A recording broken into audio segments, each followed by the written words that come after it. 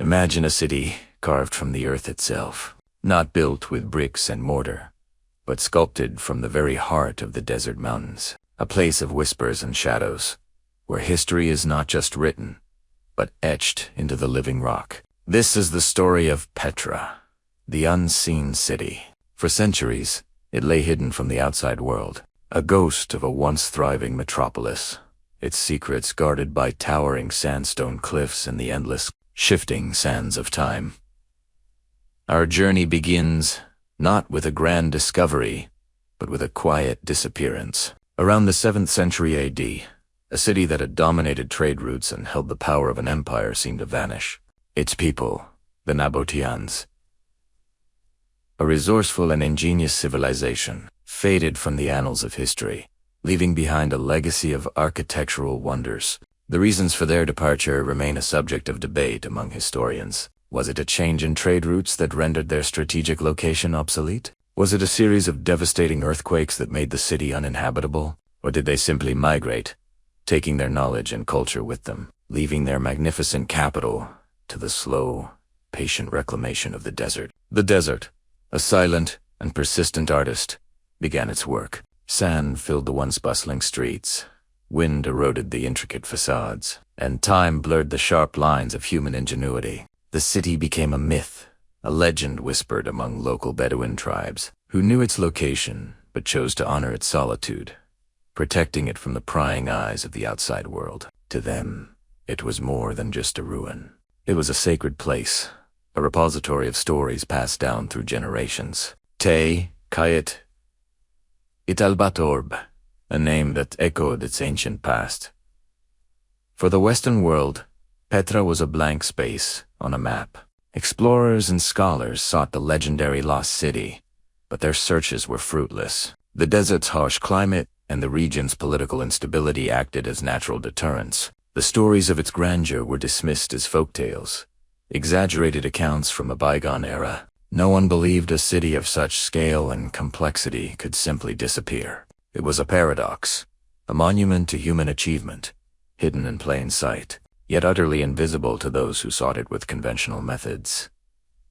This period of silence, this long slumber, is what makes Petra's story so unique. Unlike other ancient sites that were continuously inhabited or slowly declined in plain view, Petra was effectively put on pause. Its preservation is owed to its isolation. The same mountains that provided its people with shelter and security became its tomb, a natural sarcophagus that kept it intact for over a millennium. The city became a time capsule, a snapshot of Nabataean civilization frozen in time, waiting for its moment to be rediscovered. The rediscovery, when it finally came, was not a triumphant procession, but a quiet, almost accidental encounter. It was the product of one man's relentless curiosity and his willingness to step off the beaten path. This was a man who understood that true discovery often lies not in what is sought, but in what is found by chance, by listening to the quiet whispers of the land. His name was Johann Ludwig Bohr, an explorer with a deep respect for the cultures he encountered. He would approach his mission not with a sense of conquest, but with a genuine desire to learn.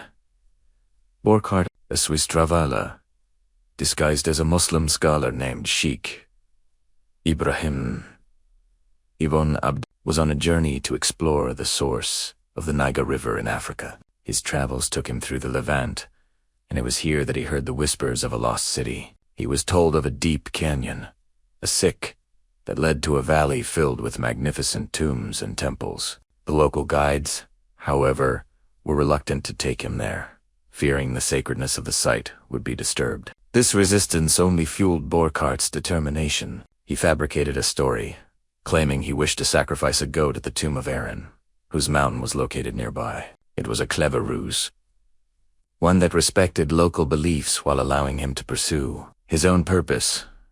His journey to the site was not a walk in the park. It was a testament to his resolve. He had to navigate treacherous terrain and deal with the constant suspicion of his guides. The path was difficult, a narrow trail winding through the desert, but with every step, he felt closer to something monumental. He knew he was on the verge of a discovery that would rewrite history, and as he entered the narrow opening of the Sick, he could not have known the full extent of the wonder that awaited him. The Sick, A winding gorge that serves as the main entrance to Petra is a natural wonder in itself. Its towering walls, reaching up to 200 meters in some places, create a sense of anticipation and awe. The path twists and turns, obscuring the view of what lies ahead. As Burkhardt walked, the walls seemed to close in on him, the light above becoming a thin sliver of sky. It was a journey into the heart of the earth, a descent into a forgotten world. The silence was profound, broken only by the soft echoes of his footsteps. The air, cooled by the shade of the high walls, carried the scent of ancient dust and desert herbs. He was walking into a story that had been dormant for centuries, and he was about to become its first new chapter. As he reached the end of the sick, a sliver of light appeared. The canyon opened up, and the view that greeted him was beyond anything he could have imagined. It was not a grand temple in the distance, but a building that seemed to emerge from the rock itself, its magnificent facade glowing in the morning sun. The sight of the treasury, Okazna, was a moment of profound revelation. It was a building of such intricate detail and immense scale that it seemed impossible, a mirage conjured by the desert heat. But it was real, and with that single, breathtaking view, the lost city of Petra was found again. The silence was broken, and a new era of exploration and understanding was about to begin. Burkhardt's Quiet Discovery would soon become a global sensation, but for him, in that moment, it was a private revelation, a testament to the power of a single, patient inquiry. The world would soon know Petra, but he was the first to see it in 1,000 years, a solitary witness to its resurrected beauty. The people who sculpted this city were known as They were not a powerful conquering empire, but a resourceful and adaptable people. Their story is a testament to the power of ingenuity and trade over brute force. They were originally nomadic, dwelling in the Arabian deserts, but they slowly transitioned from a tribal confederation to a settled civilization. Their genius lay in their ability to harness the very thing that made the desert so formidable: its lack of water. The Nabataeans became masters of water management. In a land where rainfall was scarce and unpredictable, they built an intricate system of dams, cisterns, and channels. They would capture every drop of water from flash floods, directing it into reservoirs carved from the rock. This allowed them not only to survive, but to thrive. Their water storage techniques were so advanced that they could support a large population and cultivate crops in an otherwise arid environment. The city of Petra was not just a marvel of architecture, but a triumph of civil engineering, a sustainable metropolis built on the foundation of a life-giving resource. Their strategic location at the crossroads of major trade routes was their key to prosperity. They controlled the flow of frankincense and myrrh from Arabia, spices from the east, and silks and perfumes from India. Every caravan that passed through their territory had to pay a toll, and the Nabataeans became immensely wealthy. This wealth was not flaunted in elaborate palaces, but invested in their city, in the creation of a monumental and enduring legacy. They were practical people, and their architecture reflects this. While the facades are ornate and inspired by a mix of Greek, Roman, and Egyptian styles, the interiors are often simple and functional, designed for burial and worship, not for lavish living. The true artistry of the Nabataeans is in their understanding of the rock itself. They did not just carve into the sandstone. They worked with it. They studied its veins, its weaknesses, and its strengths. The color of the rock, a swirling blend of reds, pinks, and yellows, was not just a backdrop, but an integral part of their artistic expression. Each tomb and temple is a unique piece, the result of a direct conversation between the artist and the stone. The facades were not built, they were revealed. They were an excavation in reverse, a careful removal of stone to uncover a form that was always latent within. The Nabataean sculptors were like archaeologists of the aesthetic, unearthing beauty from the heart of the earth. The most famous of these structures is the treasury. Its name is a misnomer, given by the local Bedouin who believed an ancient pharaoh had hidden his treasure in the urn at the top. But its true purpose was likely a tomb for a Nabataean king, perhaps King Aretos IV, who ruled during the height of Petra's prosperity. The facade is a breathtaking fusion of Hellenistic and Nabataean styles, with ornate columns, sculptures of mythological figures, and a soaring facade that seems to defy gravity. The architectural details, from the Corinthian columns to the winged figures speak of a civilization that was not isolated but deeply connected to the wider world. They were not simply copying foreign styles. They were adapting and incorporating them into their own unique artistic vocabulary.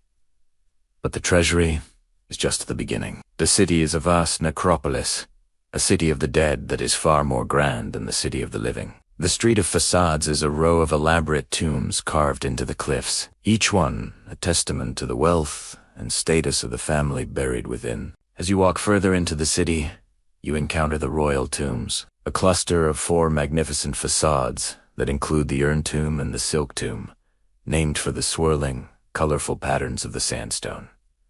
These tombs are not just burial places. They are monuments to a people's profound belief in the afterlife, a final, beautiful resting place that mirrored the beauty of their world. The scale of the city is what is truly astonishing. It is not just the grand monuments, but the thousands of smaller tombs, houses, and water channels that are carved into the rocks throughout the valley. The Nabataeans were master urban planners. They created a city that was in harmony with its natural surroundings, a place where the line between man-made and natural was blurred. The houses, carved into the cliffs, provided natural insulation against the desert's extreme temperatures. The intricate network of stairs and paths connected to different levels of the city, making it a living, breathing labyrinth. The Nabataeans were also a deeply spiritual people. Their religion was a syncretic blend of ancient Arabian deities and gods from the civilizations they traded with. Their chief god was Dushara, and they worshipped him in high places, on mountain peaks and at sacred altars carved from the rock. Their beliefs were intertwined with their lives and their environment. The very mountains that sheltered them were seen as a manifestation of the divine, and their acts of carving and sculpting were acts of devotion. The city of Petra was not just a commercial hub or a political center. It was a sacred landscape, a place where the human and the divine met. The decline of the Nabataean civilization and the eventual abandonment of Petra remains a source of fascination.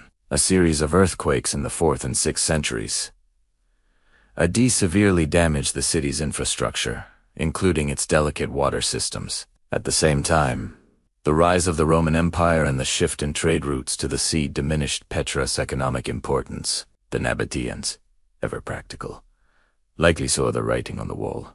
They may have simply moved on, abandoning their magnificent capital for new opportunities. Their departure was not a defeat, but a strategic retreat. They left behind a city that would become a testament to their quiet power, a ghost of their glory. The legacy of the Nabataeans is not in a grand empire that collapsed, but in a city that endured. They were a people who built to last, not just for their own time, but for eternity. Their silent monuments stand as a testament to their resourcefulness, their artistry, and their deep connection to the land. As we walk through the quiet streets of Petra, we are walking among the ghosts of a people who were not just great builders, but great dreamers. They dreamt of a city that would rise from the rock, and they made that dream a reality, leaving behind a legacy that continues to inspire awe and wonder in all who are privileged to see it. Their story is a reminder that the most enduring monuments are not built with brute force, but with quiet skill, a deep understanding of the world, and an enduring respect for the land that gave them life. Petra today is a place of profound silence, a quiet ghost of the bustling metropolis it once was. The echoes of its past are not found in the clamor of a marketplace, but in the hush of the canyons and the stillness of its monumental tombs. The absence of sound is what gives the city its power. It forces you to listen not with your ears, but with your imagination, to conjure the sounds of its past. Imagine the city in its prime. The air would be filled with the chatter of merchants, the clatter of camels' hooves, and the rhythmic sound of stone being carved. The scent of exotic spices, frankincense, and myrrh would linger in the air. The streets would be a vibrant tapestry of people from all corners of the ancient world.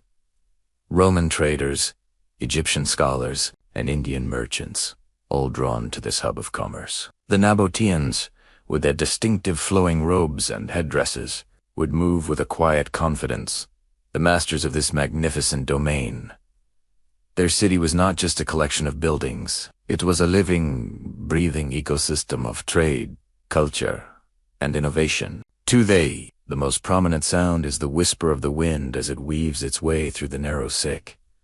It's a sound that has remained unchanged for thousands of years, a constant lullaby for the sleeping city. As you walk through the gorge, the wind seems to carry the secrets of the past, the murmurs of a forgotten world. The red-orange cliffs, so still and ancient, seem to hold a profound stillness, a silent witness to all that has passed. The feeling is one of profound tranquility, a deep sense of peace that comes from being in a place where human noise has given way to the symphony of nature. The human presence today is different. The Bedouin, descendants of the original tribes who guarded Petra's secrets, now act as guides and keepers of the city. They move through the canyons with a quiet grace. Their knowledge of the land is deep as the canyons themselves. They know the best places to find shade, the hidden trails, and the stories behind every rock formation. Their presence is a bridge between the ancient past and the present, a living link to the people who first saw and honored this place. Their respect for the land and its history is palpable. They don't see the city as just a tourist site, but as their home, their heritage. The animals that live here also add to the quiet atmosphere. Goats, with their nimble feet, climb the steep cliffs, their bells a gentle, rhythmic sound that echoes through the valley. A lone donkey might carry a visitor up the steep path to the monastery, its soft footsteps, a counterpoint to the rustling of the wind. These are not just animals. They are part of the landscape, part of the living, breathing ecosystem of Petra. They are a reminder that while the people may have left, life continues to find a way to adapt and thrive in this beautiful, desolate place. Walking through the city is like walking through a dream. The sheer scale of the monuments is overwhelming, yet there is a sense of intimacy, a feeling that you are a solitary explorer in a vast, silent world. The light changes constantly, transforming the color of the sandstone from a soft pink at dawn to a fiery red at sunset. The play of light and shadow on the carved facades adds to the sense of mystery. A detail that was hidden in the shade a moment ago is suddenly revealed in a burst of light. It's a continuous unveiling, a slow, patient discovery that unfolds with every step. The quiet of Petra allows for a different kind of exploration, one that is internal as well as external. You are not just seeing the sights. You are feeling them. The texture of the ancient rock under your hand, the cool air in the shaded tombs, the vastness of the sky above the canyon. It is a sensory experience that goes beyond the visual. It is a place that invites reflection, a place to contemplate the transience of human life and the endurance of nature. The city's profound silence is not a sign of death, but a testament to its timelessness, a quiet monument to a people who, in their departure, gave the world a gift of enduring beauty. The silence also allows for a deeper appreciation of the architectural details. Without the distraction of noise, you can truly see the intricate carvings, the delicate lines, the subtle variations in the stone. You can notice the places where the Nabataean sculptors made a mistake, a slight wobble in a line, a testament to the human hands that created these masterpieces. It is in these small imperfections that you feel a connection to the people who lived and worked here, to the quiet artisans who toiled for years to create something so magnificent.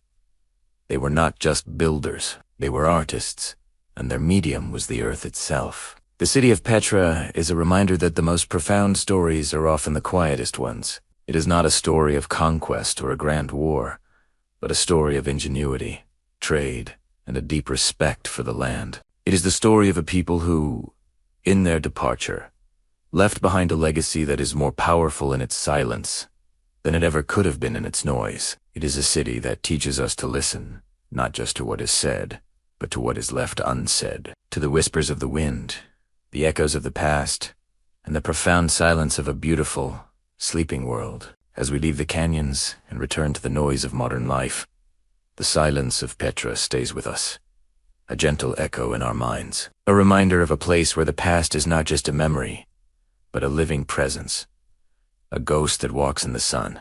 Beyond the central city of Petra lies another marvel, one that demands a quiet and patient journey. This is the path to the monastery Adir, a climb of over 800 steps carved into the mountainside. The journey itself is an integral part of the experience, a pilgrimage that builds a sense of anticipation and earns the breathtaking view that awaits at the summit. The path begins as a gentle ascent, but it quickly becomes a series of winding steps that snake their way up the side of the mountain. It's a quiet, solitary climb. The crowds thin out, and the only sounds are the rhythmic scuff of your shoes on the ancient stone and the sound of your own breathing. The air grows thinner, and the landscape below begins to open up, offering panoramic views of the Petra Valley. As you ascend, the perspective changes. The magnificent tombs below begin to look like miniatures, and you gain a new appreciation for the vast scale of the Nabataean city. Along the way, there are smaller, less grand, but no less significant carvings. Small prayer niches, small tombs, and water channels are carved into the rock, a testament to the fact that every part of this landscape was used and revered by the Nabataeans. These smaller details offer a sense of intimacy, a reminder that the city was not just a collection of monumental tombs, but a living, working place with its own quiet corners and hidden secrets. The path is not just a means to an end. It is a journey through the heart of the city's spiritual life. The climb is a physical challenge, but it is also a mental one. It requires patience and a steady pace. It is not a race, but a meditation. With every step, you are leaving the noise and distractions of the world behind, moving closer to a place of profound solitude and contemplation. The sun can be intense, but the breeze that circulates around the high peaks offers a welcome coolness. The Bedouin, with their donkeys, offer to help, their quiet voices and gentle demeanor a constant presence along the path. They know this trail better than anyone, and the knowledge of the mountain is a living part of the experience. After a long and steady climb, you arrive, and then you see it. The monastery. It is a structure of immense scale, larger than the treasury, and it stands alone, a solitary sentinel in the vast emptiness of the high plateau. The name is also a misnomer, likely given by early Christians who used it as a church. Its true purpose was likely a Nabataean temple, a place of worship dedicated to their gods. The facade is less ornate than the treasury, but its sheer size and its isolation give it a powerful, almost overwhelming presence. The monastery's facade is not just beautiful. It's a testament to the Nabataeans' engineering prowess. Carving a building of such immense scale on a vertical cliff face must have been an undertaking of immense difficulty. The sheer precision required to sculpt the columns, the portico, and the massive urn at the top is a marvel of human ingenuity. It is a building that feels both immense and somehow weightless, a structure that seems to float against the backdrop of the sky. The smooth, weathered sandstone gives it a soft, almost ethereal quality, as if it were a natural extension of the mountain itself. From the plateau in front of the monastery, the views are breathtaking. You can see 4 miles across the rugged landscape of Jordan, all the way to the distant mountains of Israel and Palestine. The silence here is even more profound than in the valley below. There's only the sound of the wind, a vast and endless hum that seems to carry the echoes of the world. It is a place of profound solitude, a place to sit and simply be, to let the weight of the world fall away, and to contemplate the vastness of time and space. The monastery is a quiet contrast to the bustling city below. It is a place of finality, of completion. It feels like the end of the journey, the culmination of all the climbing and walking. It is a place that feels sacred, not just because of its history, but because of the effort it takes to reach it. The act of pilgrimage, of putting one foot in front of the other, is what gives the destination its meaning. The monastery is a reward, a quiet culmination of a journey that is both physical and spiritual. As the sun begins to set, the light hits the facade of the monastery, and the sandstone begins to glow with a deep, warm color. It is a moment of profound beauty, a reminder that even in the most desolate places, there's a quiet, enduring beauty. The monastery is not just a building. It is a testament to the quiet power of a civilization that built with patience, with skill, and with a deep reverence for the land. It is a place that reminds us that the most profound experiences are often the ones that require the most effort, the ones that are earned through quiet perseverance. As we descend the steps, we carry the image of the monastery with us, a quiet memory of a place of immense beauty and profound solitude, a testament to a journey that was both physical and spiritual. Beyond the grandeur of the tombs and temples, the true heart of Petra lies in its sacred spaces, the high places, and ritual sites where the Nabataeans, conducted their spiritual lives. These are not grand buildings, but places that were carefully chosen for their natural power and their connection to the heavens. To understand Petra, you must understand the deep spiritual connection the Nabataeans had to their environment. One of the most important of these sites is the high place of sacrifice, located on a mountain peak high above the main city. It is reached by another quiet, steady climb, a path that feels less like a trail and more like a sacred ascent. The path is lined with small altars, obelisks, and water channels, all carved directly into the rock. It is a deliberate and meaningful journey, a progression of spiritual preparation. As you climb, you are not just walking. You are participating in a timeless ritual, a pilgrimage to a place where the human and the divine were believed to meet. At the summit, the silence is even more profound. The wind is a constant presence, a gentle hum that seems to carry the prayers of the past. The view is panoramic, stretching 4 miles in every direction. At the center of the site is a large, flat altar carved from the rock, a place where animals were once sacrificed to the gods. Surrounding it are other carved features: a large triclinium, a dining hall for ritual feasts, and small basins for collecting rainwater. The entire site is a testament to the Nabataeans' belief that their rituals should not be confined to a temple, but should be a direct communion with the natural world. The high place of sacrifice is a powerful place, a place that feels charged with a quiet energy. You can almost feel the presence of the ancient Nabataeans, who once stood here, their faces turned toward the sun, their prayers carried on the wind. The silence allows you to feel this connection, to hear the echoes of a belief system that was deeply intertwined with the land. The mountains were not just a backdrop. They were a part of their faith, a physical manifestation of the sacred. The Nabataeans' religion was a fascinating blend of local Arabian deities and gods from the cultures they interacted with. Their chief god was Dushara, often represented by a block of stone, a reminder of their deep connection to the rock. They also revered the goddess Ulat, often associated with fertility and creation. Their beliefs were not rigid or dogmatic. They were adaptable and inclusive, a reflection of their open and cosmopolitan nature as a trading people. Their spirituality was a reflection of their practicality. It was a religion that was lived and breathed, not just in temples, but in the quiet, sacred spaces of the canyons and mountains. Beyond the high place of sacrifice, there are countless other examples of Nabataean ritual sites. The jinn blocks, large square-carved monuments, were likely a part of their spiritual landscape, representations of their gods, or a form of funerary monument. The obelisk tomb, a massive monument with 4 obelisks, is a testament to their reverence for the dead and their belief in a transition to the afterlife. The entire city, in a sense, is a sacred space.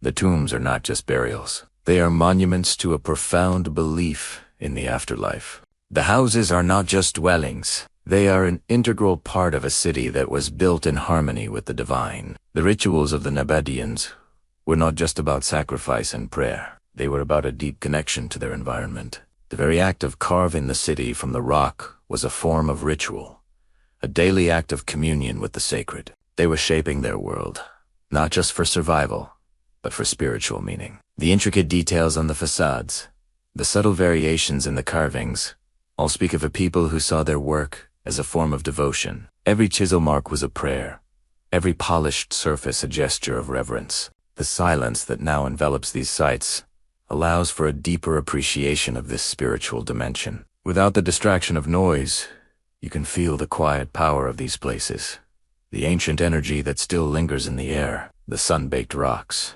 the cool shadows in the tombs, the vastness of the sky above, all combined to create a sense of profound reverence. It is a place that feels both ancient and alive, a place where the past is not a memory, but a living presence. The quiet rituals of the Nabataeans are a powerful reminder that spirituality can be found not just in grand cathedrals or temples, but in the simple act of connecting with the natural world. They saw the divine in the rocks, in the water, and in the endless sky. Their legacy is not just in their beautiful carvings, but in the quiet, enduring power of a people who lived in harmony with their environment and who saw their work as a form of sacred art.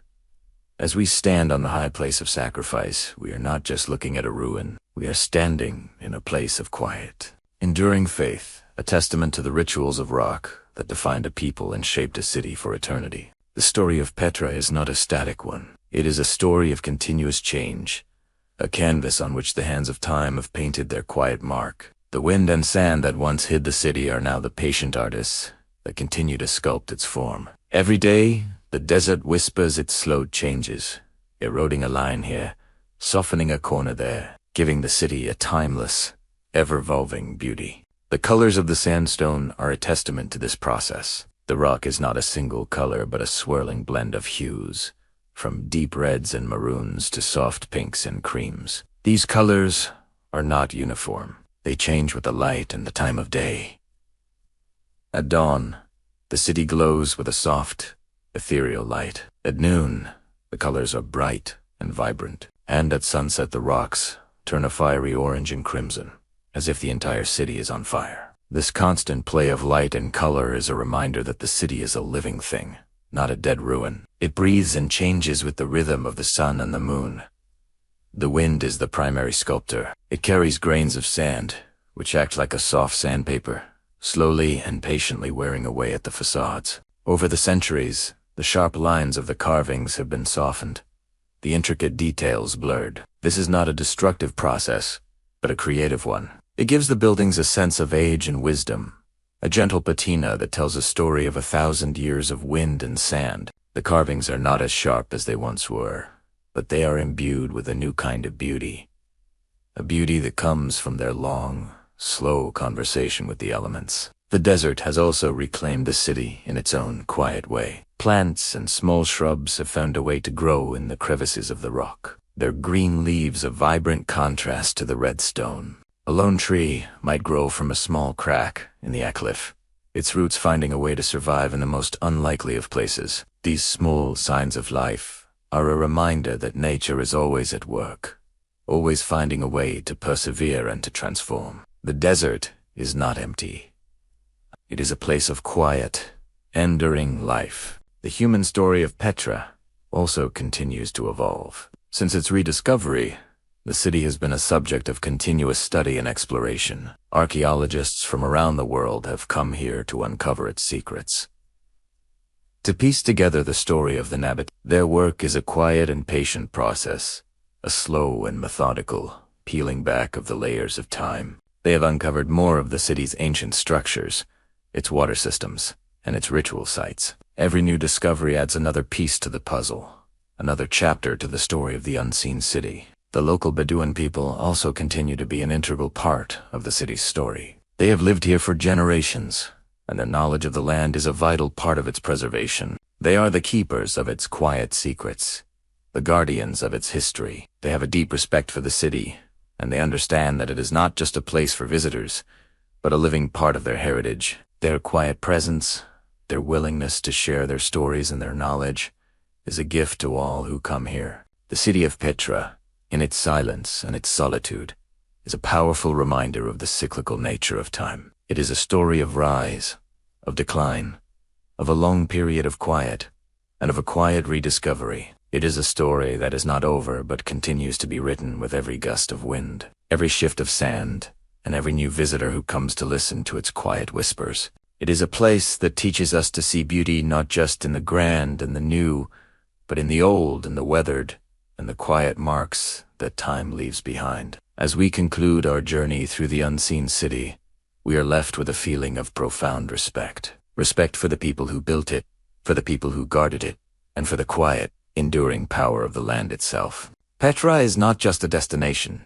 It is a pilgrimage. It is a place that invites us to slow down, to listen, and to contemplate the quiet beauty of a world that is not a product of noise and speed, but of patience and time. Its silence is its greatest gift, a powerful reminder that sometimes the most important things are not said with words, but with a quiet, enduring presence. The greatest legacy of Petra is not its magnificent architecture or its fascinating history. Its most profound gift is the quiet feeling it leaves with you, a sense of stillness that lingers long after you have left its canyons. The unseen city teaches us a different way of seeing, and a different way of being. In a world filled with constant noise and endless distraction, Petra offers a profound antidote. Silence. The city's quiet is not an absence of sound, but a presence, a living entity that envelops you and forces you to slow down. It is in this quiet that we can truly see. We see the delicate lines of the carvings that would be lost in the clamor of a crowd. We see the subtle shifts in the color of the rock that would be missed in a hurried rush. We see the vastness of the sky and the immensity of the land, and in that vastness we find a sense of our own smallness and our place in the grand scheme of things. The city also teaches us about the quiet power of endurance. The Nabataeans did not build a city of stone and mortar that could be easily torn down. They built a city from the earth itself, a city that could not be conquered but could only be reclaimed by the slow, patient hands of time. Their legacy is a testament to the fact that the most enduring things are not built with brute force, but with quiet skill, ingenuity, and a deep respect for the natural world. They were not a conquering empire, but a people who thrived through trade and adaptability. Their quiet power is an inspiration, a reminder that true strength can be found in resourcefulness and wisdom, not just in might. Petra's beauty is a quiet, subtle beauty. It is not the flashy, ornate beauty of a grand palace. It is the beauty of a line carved into rock by human hands, of a color that shifts with the light, of a story that is told not with words, but with the language of the earth. It is a beauty that requires patience to see, a beauty that is earned by a quiet, steady exploration. It is a beauty that is in harmony with the natural world, a testament to the fact that the most beautiful creations are often those that work with nature, not against it. The city is also a reminder of the fleeting nature of all things. It was once a bustling metropolis, a hub of trade and culture, and now it is a quiet ghost. This is not a sad thing, but a powerful one. It reminds us that everything changes, that empires rise and fall, and that all that we build will one day return to the earth. It is a lesson in humility, a reminder that the most important things in life are not the things we possess, but the quiet moments of connection, the stories we tell, and the enduring beauty of the world around us. The rediscovery of Petra was not a grand triumph, but a quiet revelation, a testament to the power of one person's quiet curiosity. Johann Ludwig Burckhardt's journey was not a conquering of the unknown, but a humble and respectful encounter with a forgotten world. His story is a powerful reminder that the greatest discoveries are often made, not by those who shout the loudest, but by those who listen most closely, who have the patience to see beyond the obvious, and the humility to respect the quiet secrets of the world. As we leave the quiet city, we are left with a single, lasting impression, a sense of profound peace. The quiet of Petra stays with us, a gentle echo in our minds. It reminds us to slow down, to listen, and to find the quiet beauty that exists all around us, in the world and in ourselves. It is a reminder that the most enduring legacy is not the noise we create, but the quiet, beautiful stories that we leave behind. The unseen city is not just a place of quiet discovery. It is a place of quiet, enduring peace.